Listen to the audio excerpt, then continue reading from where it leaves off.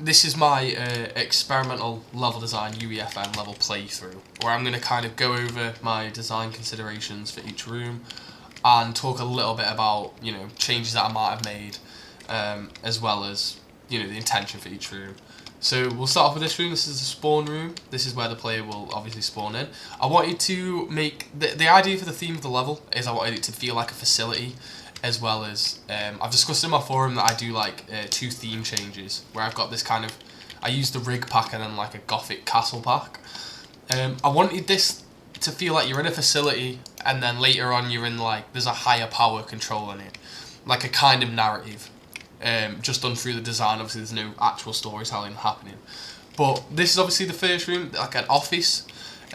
All these like little desks. I wanted it to kind of feel like a call centre with multiple desks, and these logos just helped make it feel like an official place. Anyway, as we move forward, this is the hallway that leads to the first section, the first traversal section of the level. I think it's a good time now to mention that I'm going to be, well, the whole level's designed around 2 mechanics. The new Fortnite movement, which allows for wall running, and just better movement in general, and also the grappling gun. And also there is like exploration as well, because you have to find key cards in some rooms to be able to progress. So yeah, I've also added these like UI, this like text pop-up into most of my rooms to kind of tell the player what to do, just like a little hint, as well as obviously checkpoints. That's the first one we walked over.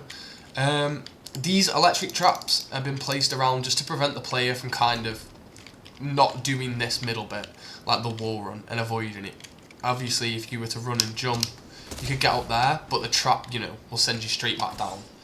So it prevents avoiding the actual obstacle. But yeah, so it's really simple to do, you know, you just run across. I've added obviously another checkpoint here because I didn't want, obviously if you haven't used the movement system before, it's quite something, it's just something to get used to. So I didn't want to punish the player too much if they actually found this quite hard. Originally I had no checkpoint in the middle, I just had this one here at the end and that one over there. But adding one there just kind of took the pressure off the player a bit. I've also done some colour theory in this room, with obviously green up here showing that this is safe, and red and obviously these 2 signs showing that it obviously isn't safe.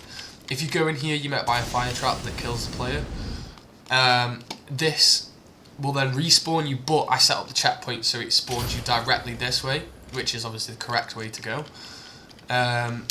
This is just, you wall run up onto this balcony bit, and then you run and you jump. Originally that balcony was a little bit higher up, and this like vent had a door, but you couldn't open the door and jump through at the same time, and the balcony was too high, so players were struggling to get up, as well as if they did get up, they'd open the door, fall straight back down and have to do it all again. So I just made that area a little bit easier to navigate. Also, sorry, I am very ill while I'm recording this. But yeah, anyway, the next section is a grappling hook, well, a grappling gun section. It's kind of a big tower. I use some affordance here by making these like neon yellow, showing that these are the bits that the player can grapple onto. You can grapple onto the spider traps, but you will obviously die. But it's quite easy to do, as you can see. In this bit here, as you saw then, adding this wall here made it a little bit more intense, because as you see it took me an extra 2 grapples to get through here. But the actual scaling of this is quite easy to do. So adding this here just added a bit of intensity to the general obstacle.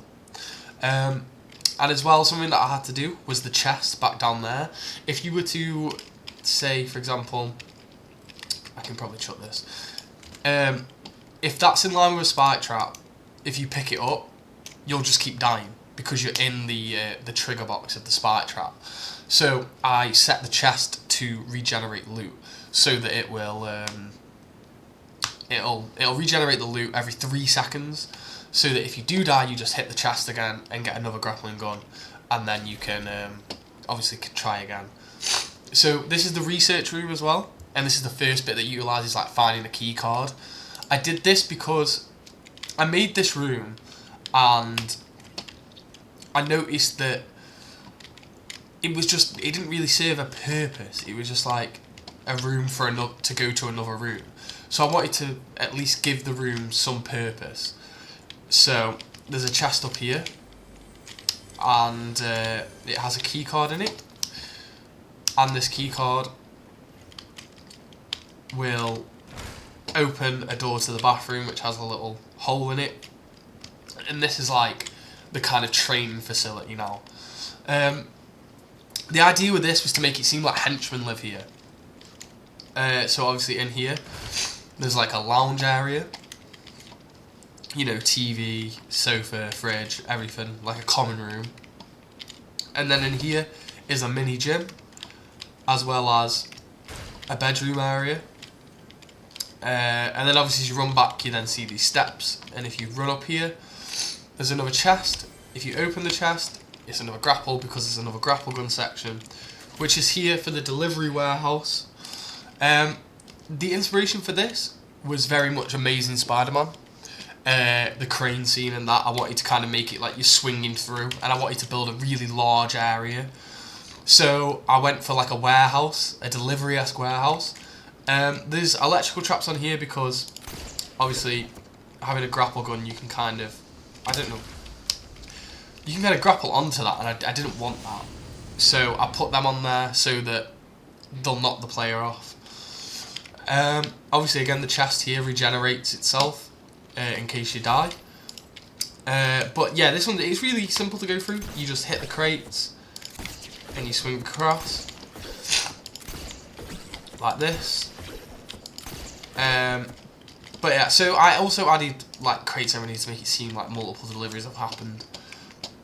But here as well, I had another keycard section, but I've added wiring down the side here because people didn't know where the chest was.